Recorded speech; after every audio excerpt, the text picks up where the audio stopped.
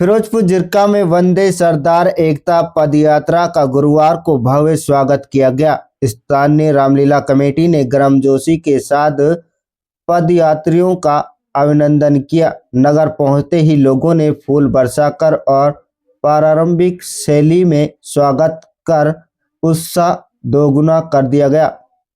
पदयात्रा सामाजिक एकता, सद्भाव और सांस्कृतिक जुड़ाव का संदेश लेकर आगे बढ़ रही है, जिससे क्षेत्र के लोगों से जबरदस्त समर्थन मिल रहा है।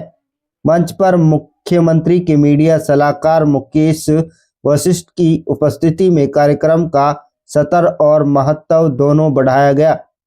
लोगों ने कहा कि यह पदयात्रा मेवात की साझा संस्कृति और भाईचारे को नई पहचान दे रही है। यात्रा के 8वें दिन सरपंच जाकिर हुसैन ने रनियाला फिरोजपुर जिरका से पदयात्रा को रवाना किया। फिरोजपुर जिरका के ऐतिहासिक शहीदी स्मारक और इमली के पेड़ के नीचे पदयात्रियों ने राष्ट्र के वीर बलिदानियों को श्रद्धांजलि दी। लोगों ने मौन रखकर शहीदों को नमन किया और उनके आदर्शों पर चलने का संकल्प लिया।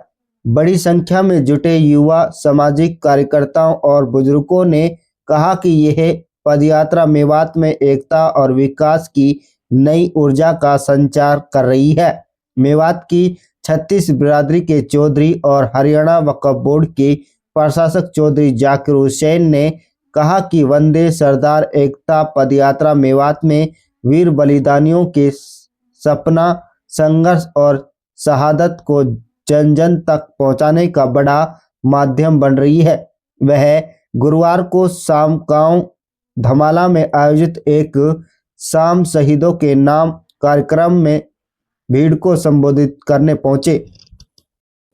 निश्चित रूप से मैंने सामाजिक सौहार्द का तो प्रतीक पूरा मेवात है और मेवात से पूरे हिंदुस्तान को प्रेरणा मिलेगी। कहीं ना कहीं मेवात ही वो क्षेत्र होगा जिससे सामाजिक सौहार्द का एक मैसेज जाएगा, निश्चित रूप से जाएगा।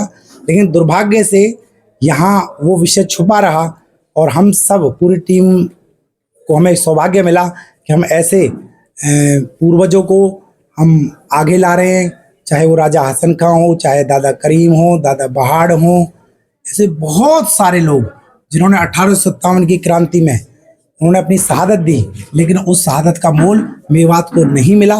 निश्चित रूप से मैं मानता हूं कि वंदे सरदार एकता पदयात्रा उन शहीदों को समर्पित है, उनको सच्ची श्रद्धांजलि हम दे रहे हैं। 6 दिसंबर को माननीय मुख्यमंत्री जी आदरणीय श्री नायब सिंह सैनी जी लगभग 12 बजे खानपुर घाटी में हमारा पड़ाव है, वहाँ से हम लगभग उस पड़ाव के बाद माननीय मुख्यमंत्री जी हमें मिलेंगे और लगभग 1.5-2 किलोमीटर हमारे साथ पैदल मार्च करेंगे, तिरंगा मार्च में रहेंगे और अनाज मंडी में इस यात्रा का विधिवत समापन समारोह है, उसको भी वो संबोधित करने वाले हैं।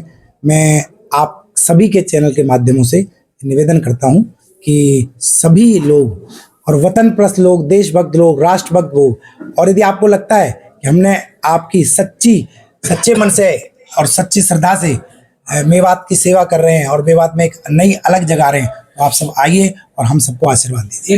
लेकिन अभी माननीय मुख्यमंत्री जी का कार्यक्रम है, मैं आप सबको निवेदन कर रहा हूँ, आप सबको सारे पत्रकार साथी भाइयों को कहूँगा और सभी जनता को कहूँगा कि 6 दिसंबर को हम सब आइए और सब आइए। इस विचारधारा को मत सोचिए कि ये किसकी यात्रा है, ये हम सब की यात्रा है। ना ये कांग्रेस की यात्रा है, ना भाजपा की यात्रा है, ना ये किसी और पार्टी की यात्रा है, ये सिर्फ मेवातियों की यात्रा है। मेवाती विरासत को आगे बढ़ाने की यात्रा है।